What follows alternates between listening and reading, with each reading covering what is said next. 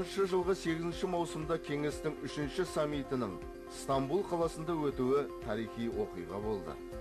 Оның алдында Назарбаевтың бастамасымен Азиядағы ықпалдастық пен өзара сенім шаралары кеңесі мен Европадағы қауіпсіздік пен ынтымақтастық ұйымының бірлескен арнайы мәжілісі өтті. Ол 21 ғасырдағы экономика мен қауіпсіздік салаларындағы ынтымақтастық деген тақырыпқа арналды. Сөйтіп, Нұрсұлтан Назарбаев ежелден бақталас, жиі қақтығысып қалатын батыс пен шығыс өркениеттерін өзара түсіністікке шақыру жөніндегі үлкен мақсатының алғашқы бөлігі абыроймен жүзеге асты. Нұрсұлтан Назарбаевтың түркі халықтарының ауызбірлігіне сіңірген еңбегі ерекше. Сонау Ібір-Сібірдегі алып алқапты кең жайлаған саха жұртынан Европамен іргелесе отырып, сансыз мешіттері көптірген Анадолы жұртына дейінгі аралықта түбі бір халықтар отыр. Кейбірі жеке мемлекет дәрежесіне көтерілді. Енді бірі автономиялық статуста қанағат тұтты. Дербестік тұрмақ автономияға жете алмай арманда отырғандары да бар. Солардың бәрі 20 жылдан астам уақыт түркі халықтары арасындағы ең беделді тұлға деп Назарбаевқа қарайды. Оның түркі халықтарының бірлігі мен тірлігіне жан ашып, әрекет ететін қайраткерлігіне сенеді. Көптеген жылдар бойы Нұрсұлтан Әбішұлына үзеңгілес болған Татарстанның бұрынғы президенті Ментимир Шәріпұлы Шаймиевтің Қазақстан және оның елбасы туралы пікірі өте жоғары. Қазақстанға әр келген сапарымда өте жақсы көңіл күймен елге ораламын.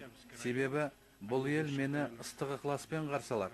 Нұрсұлтан Әбішұлы екеуміз бір-бірімізді өте жақсы танимыз, түсінеміз. Біздің достығымыз бауырмалдыққа жалғасып жатыр десем, қате айтқандығым болмас. Бұл бауырмалдық, достық тек қана Нұрсұлтан Әбішұлы мен менің ғана емес, барша Қазақстан мен Татарстанның арасындағы татулық деп ойлаймын. Түркі жұртын біріктірудің бірнеше үдерістері жүріп жатыр. Назарбаевтың бастамасымен түркі тілдес мемлекет басшыларының саммиті өтіп тұрады. Оған тәуелсіз Түркия, Әзербайжан, Қырғыз, Түркменстан, Өзбекстан және Қазақстан президенттері қатысады. Мұның сыртында түркі тілдес мемлекеттердің парламент ассамблеясы өтіп тұрады. Түркі тілдес мемлекеттердің ынтымақ кеңесі атты құрылым бар. Саян мен Анадолы арасындағы тамырлас халықтардың бәрінде жас үлкен адамды сыйлайтын дәстүр ежелден бар. Сондықтан түркі әлемінің ақсақалдар кеңесінің құрылуы да заңдылық. Халықаралық түркі академиясы мен мәдениеттерді жақындастырған Түрксой ұйымы да тынбай жұмыс істеп жатыр. Қазақстан түркі халықтарының бәріне қол ұшын беріп, іскерлік, мәдени және рухани байланыста жүр. Бірін үлкен, бірін кіші деп қарамай тең көру Назарбаев саясатының басты ұстанымы. Қазақта төртеу түгел болса төбедегі келеді, алтау ала болса ауыздағы кетеді деген мақал бар. Бірлік болса береке кірерін, бірлік кетсе қолдағының өзінен айырылып қалу кәдік екенін халық осылай бейнелеген.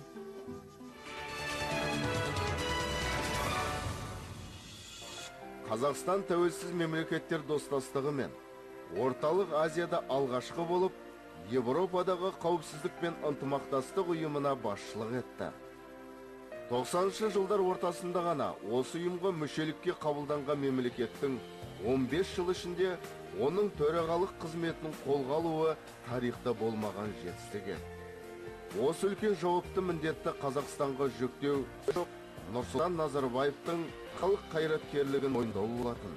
Ұйымдағы басшылардың штаты 370 сан, ОБСЕ миссиясына тартылған қызметкерлердің саны 3500 сан. Жылдық бюджеті 102 миллион 109.800 евро жүзде. Міне, осында жұмыс ауқымы жағынан Біріккен ұлттар ұйымынан кейінгі екінші орындағы үлкен ұйымға бір жыл бойы төрағалық етті. Оның үстіне қазақ мемлекеті 11 жыл бойы өтпеген ОБСЕ саммитін шақырды. Саммит қорытындысы бойынша жер бетіндегі жаңа жағдайды сипаттаған, халықаралық қатерлерге бірлесіп қарсы тұруға үндеген декларация қабылданды. Төраға ел ретінде сіздерге үлкен алғыс білдіріп, қонақжайлықтарыңызға рахмет айтам. ОБСЕ саммиті өте маңызды болып табылады. Саммит арқылы осы жерде отырған барлық мемлекет тығыз байланыс орнатып, мемлекетаралық достық нығайып жаңғыра түсетіні сөзсіз. Осы басқосуда ортақ мәселелер ортаға тасталып, бір ауыздан шешімін де табады.